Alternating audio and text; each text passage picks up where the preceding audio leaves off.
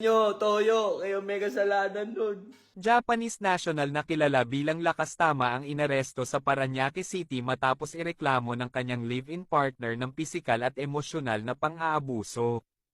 Ayon sa biktima, tinakot siya ng sospek gamit ang baril.